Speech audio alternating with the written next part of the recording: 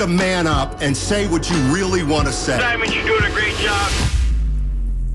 And together, they are Steiny and Guru.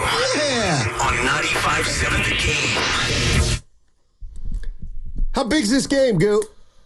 Bigger than the Tom Hanks movie. Yeah, that's how big this game is. You cannot, my friend, good morning, go 0-3 in the division. You just can't. Well, how about this? I got to do you one better. Yeah. Evan said they lose tomorrow. Evan with the fresh haircut. They're 0-4 in the conference. Yeah, man. Yeah. And we'll revisit some Niner history to where they've gotten off to bad starts and where they ended up. It's kind of interesting. All right. But Bonte, we do a BS&G reunion every time he leaves and we come in. And I got to tell you, kind of told on you. I was thinking we were ready to go, and then he said you kind of came in, I wasn't in. But you kind of were, you didn't.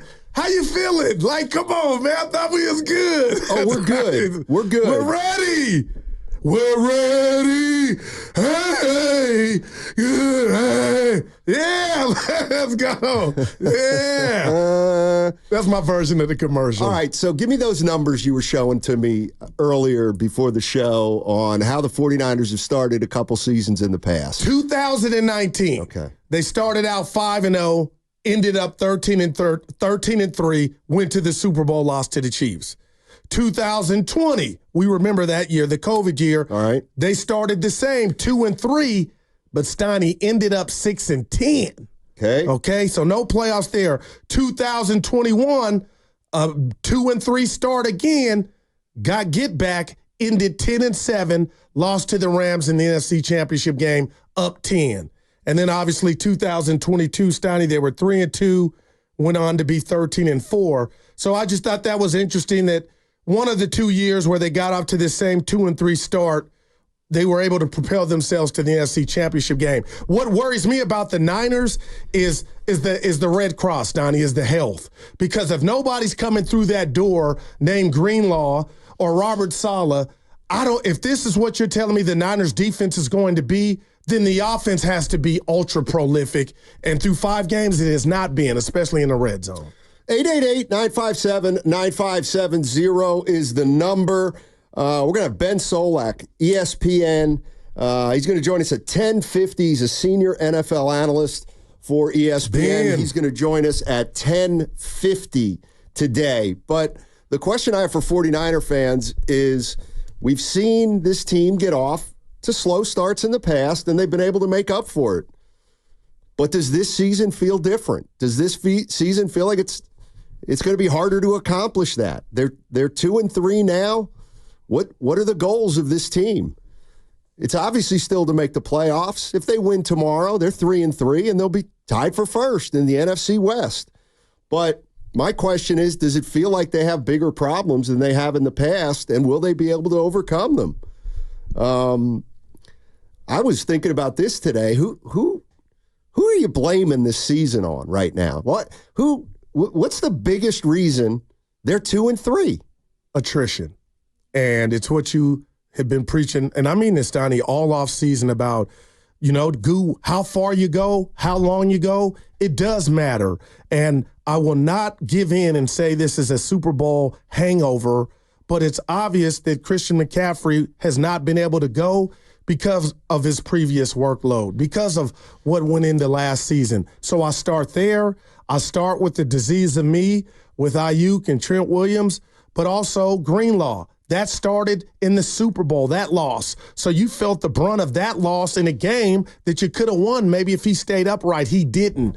All in all, to hear Brian Baldinger join the roast yesterday and call a team that wears the red and gold, who mastered, to me, and performed on Sundays and Monday nights the art of gang tackling and speed everywhere, to say they look slow through 5 games, Steiny, I'm blaming it on attrition.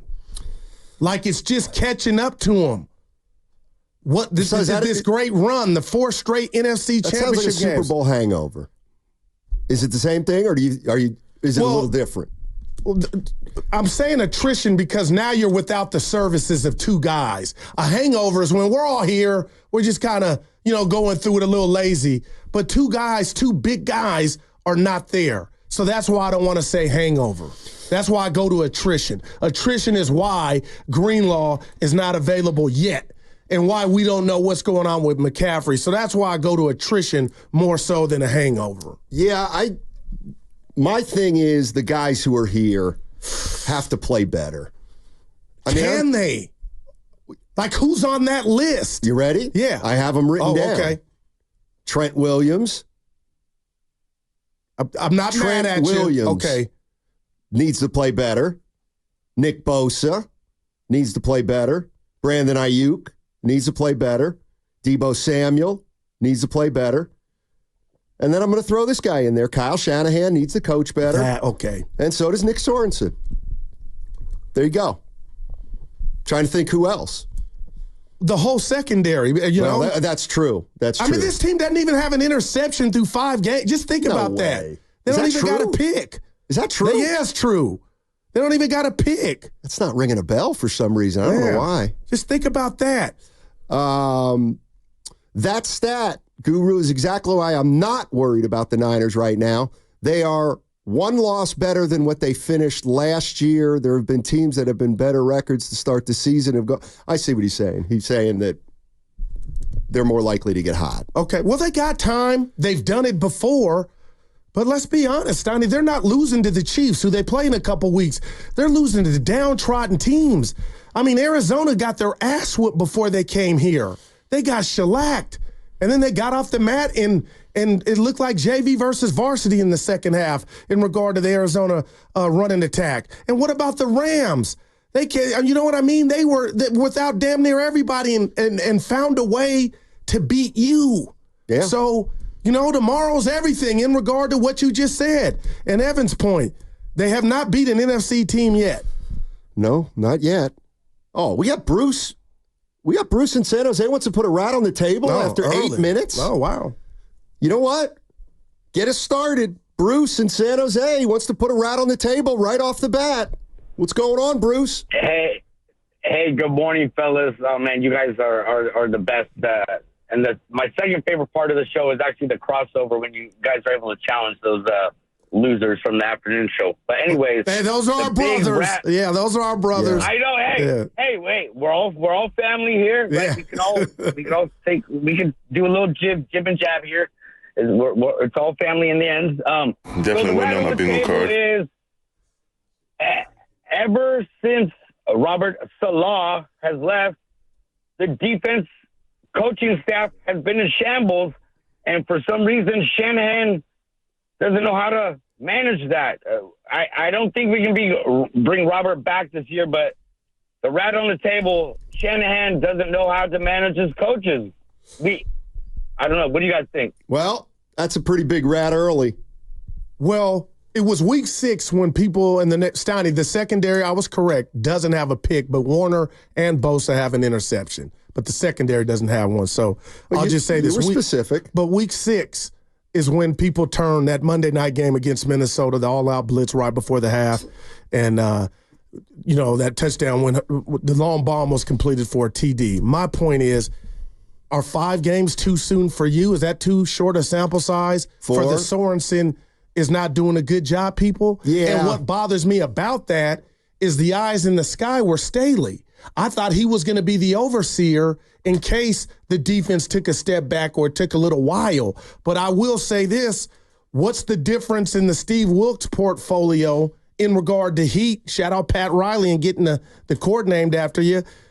The heat that came down Wilkes' way as opposed to Sorensen, I don't hear a lot of heat towards him. Yeah, see, I do. You do? I do. I mean, yesterday, Saleh like we're taking calls. Yesterday, like it's Saleh about gets the fired defense, and everybody but wants not him to hire. Sorensen. It's about, but last year, wasn't it players? It was Wilkes. And maybe it's just me. Like they were calling in for Wilkes, not the players.